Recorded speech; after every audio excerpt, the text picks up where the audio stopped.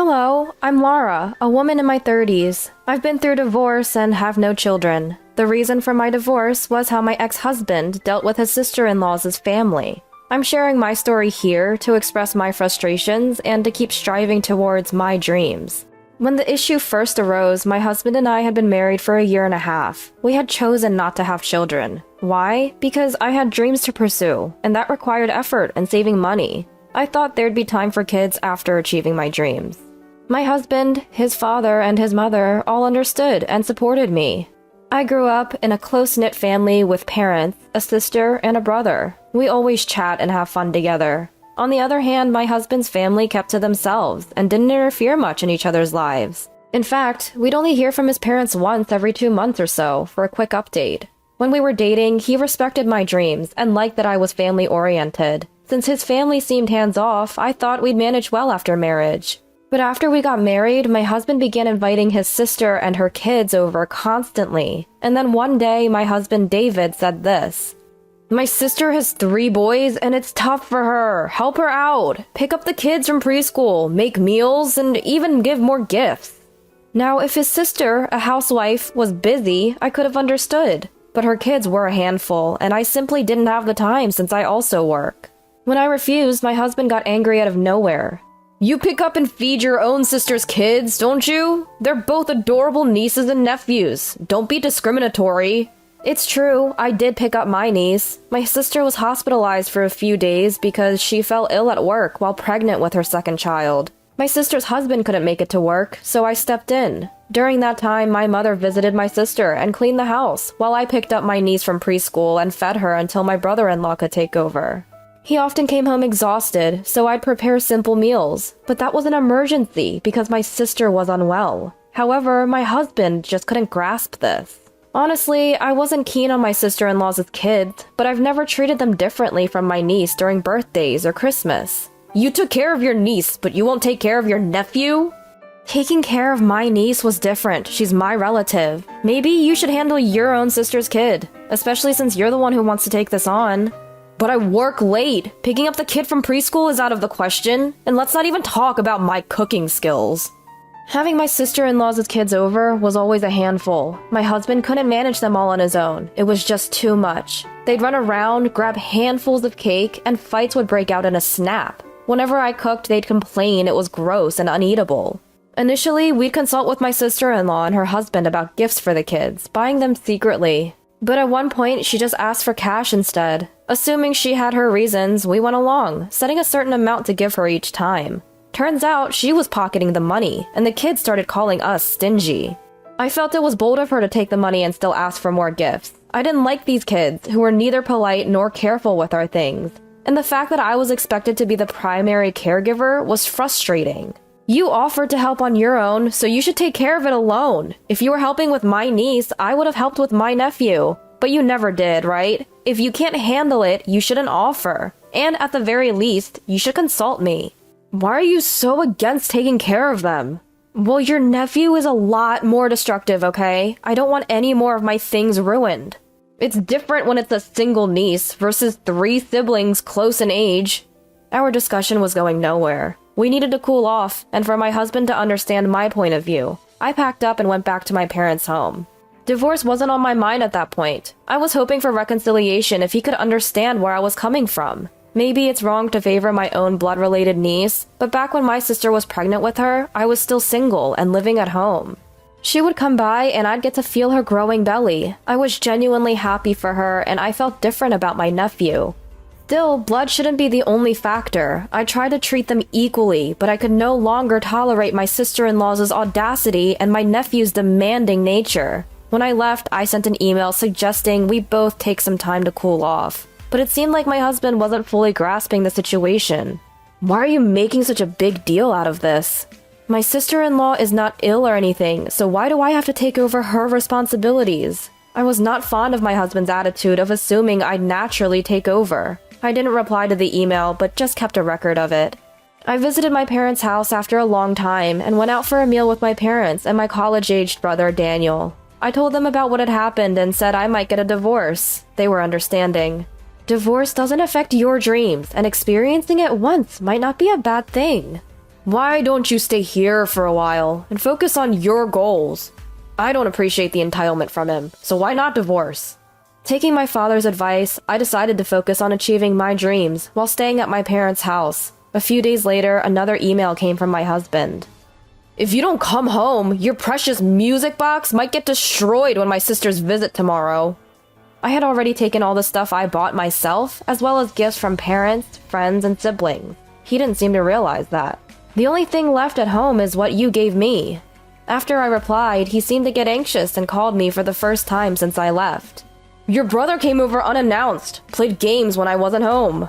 He wanted me to admit I was wrong and come back. I explained that my brother came because he had free time, and he helped me with the game.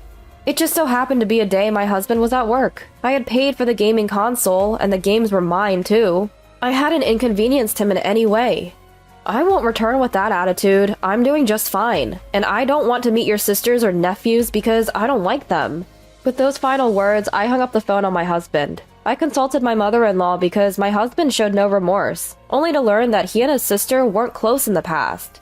Given that she got pregnant and married as a teen, leaving home early, it's kind of expected they didn't get along. Even my mother-in-law had no idea why they'd suddenly become close now. I had all my treasured music boxes with me, and I didn't care about the stuff my husband had given me.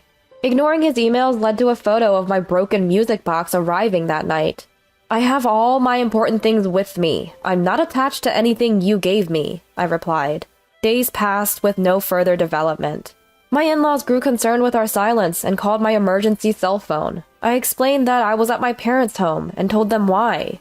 Hearing that my parents-in-law was considering divorce, they made an emergency visit to my parents' house for a discussion. The talk involved parents-in-law, my husband and I, and my parents. It seemed that my husband had been staying over at sister-in-law's house instead of coming home. Sister-in-law, who doesn't do housework or childcare, seemed to find David bothersome and told him to call me and go home.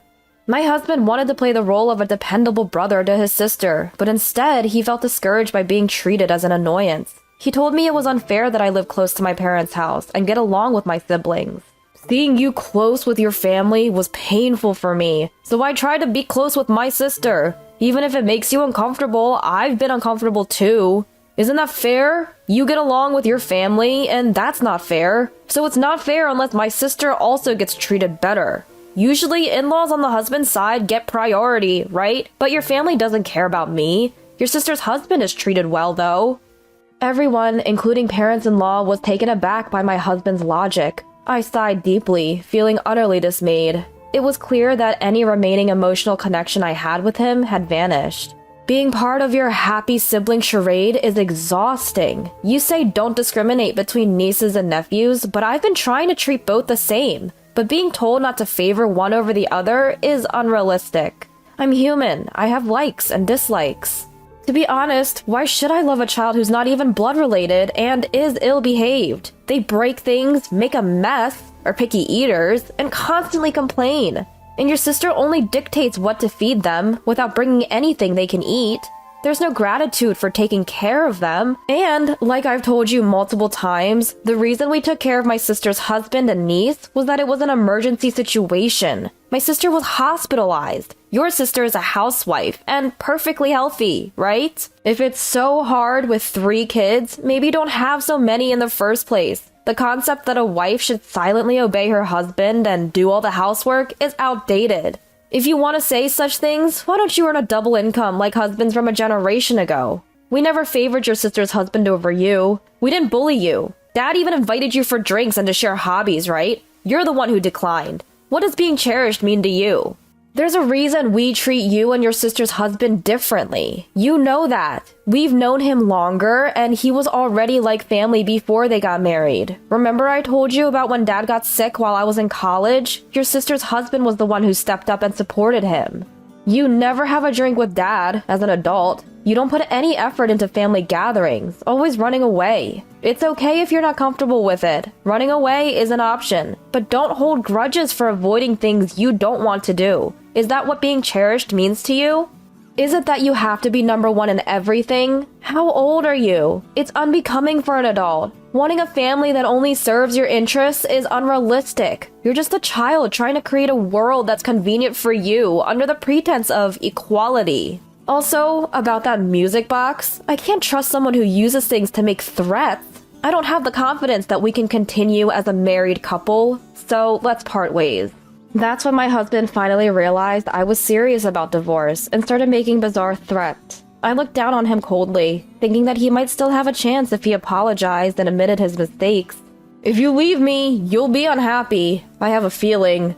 I'd rather not spend a lifetime with your feelings. I'd be happier without you. A married couple is one unit. Can you manage if you break off and become half a person? There would be no problem. I'd just go back to how I was before marrying you. We were always two separate individuals. The idea that a couple is one unit only holds when both are helping each other. I can live without your help, and I'd be emotionally and physically better off without you. Are you jealous of my sister? You guys left me alone much more. Hearing that, I burst into laughter. Jealous? Do you think I have that much emotional investment in you? As long as you don't bother me, I don't care what you and your sister do. If you two get along without relying on me, I won't mind. But if you ask me to take care of your nephew or cook, that's a different story. I'm willing to help if your sister is sick, but she's healthy, isn't she? Why should I do what she used to do as a matter of course? If you're going to treat me like a maid, shouldn't there be a salary involved? Isn't it presumptuous to expect me to work without any compensation? I do housework for you because you bring home a salary. I took care of my sister's husband and niece because my sister was in the hospital. Your sister isn't sick or financially dependent on you. If you want to be a reliable brother to her, then take action yourself. Don't involve me in your little facade. It seemed like my husband had been harboring feelings of inferiority towards me and my family for quite some time. He felt that since I made him feel inferior, I deserved to suffer or feel bad, as if that was only fair. I continually rejected that mindset. As a result, I secured my husband's agreement for divorce. You don't value my family, and you don't listen to me. I don't need a wife like that. Take all the savings. Take whatever you want. He signed the divorce papers, and we were officially separated. But that wasn't the end of it. My sister safely gave birth to her second child, a baby boy. As I was busy preparing to live alone, my ex-husband unexpectedly showed up at my family's home. Out of nowhere, he blurted, "I have a favor to ask. I tried inviting my sister over because I felt lonely, but she refused because I can't cook. So I've been ordering delivery, but I'm running out of money. We used to split living expenses, but now I have to cover everything myself, and I can't make ends meet. If I stop ordering food, my sister won't come over anymore. So can you help me out financially each month? We could get back together, you know." When he showed up asking for money instead of apologizing, I couldn't help but burst into laughter. What's the advantage for me to get back with you? I actually have more spending money now. I don't want to see your face ever again. If you show up again, I'm calling my lawyer. I had my dad and brother, who had come out just in time, send him away. Although he hasn't visited since, he still sends emails regularly. The more I read his incessant demands for money, the more I realized how poor my judgment of character was. I've been ignoring his emails, and eventually they stopped coming. Rumor has it he's drowning in debt and has gone on the run. I can't say for sure if that's true, but it seems he's definitely struggling financially. I have no lingering feelings for him, so as long as it doesn't ruin my peace of mind, that's fine by me.